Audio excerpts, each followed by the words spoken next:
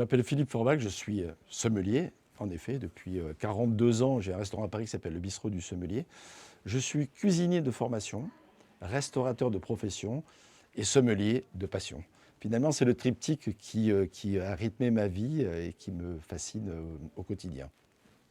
Donc, mon papa m'avait dit, fais l'école hôtelière si tu as envie.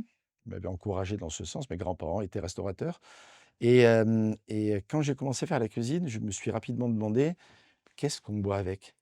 Est-ce que le message de la boisson qui accompagne, les vins ou autres types de boissons, va changer le goût, la perception, l'émotion éventuellement de tout ça?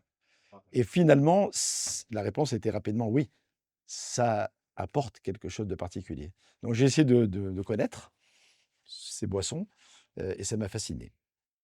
Alors, quand j'ai fait ma formation il y a longtemps, les accords mets et vins, c'était bien sûr un sujet, ça a toujours été un sujet, mais il était quand même cerné rapidement, entre guillemets. Il y avait le vin blanc, c'était des Bourgognes, éventuellement des Alsaces.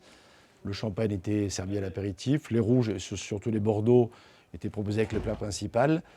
Les sauternes ou les vins liquoreux étaient servis en fin de repas. Voilà, c'était un peu comme ça, c'était relativement sommaire. J'ai vécu toute une évolution dans un peu plus de détails, un peu plus de subtilité dans ces accords. Et aujourd'hui, c'est un terrain de jeu juste extraordinaire. Il y a les vins, bien sûr, mais aussi les bières, les sakés, les cidres, vraiment toutes sortes de choses, y compris des boissons comme le thé, le café et autres, qui peuvent être servies aussi avec des plats.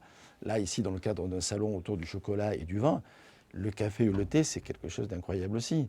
Même si les vins, avec mon cœur de sommelier, m'attirent principalement, il y a beaucoup, beaucoup d'autres possibilités. On a ouvert les œillères. Il faut dire que le niveau qualitatif de toutes ces boissons, notamment, ont bien progressé. Alors si on va chez, par exemple, Michel Bras, et que le menu extraordinaire autour en plus de la naturalité, des herbes, des plantes que l'on peut trouver voilà, dans le massif central est inspirant, c'est toujours un peu compliqué de trouver un seul vin. Et beaucoup de sommeliers aujourd'hui, beaucoup de restaurants proposent plutôt des accords mets et vins avec différents vins, y compris aujourd'hui en petite quantité pour pouvoir se faire plaisir sans abuser trop de bonnes choses. Et donc c'est un peu la solution. Faire confiance au sommelier quand il y en a un, poser la question au restaurateur, ça il y en a en général toujours, et ensuite ne pas hésiter surtout à découvrir des choses.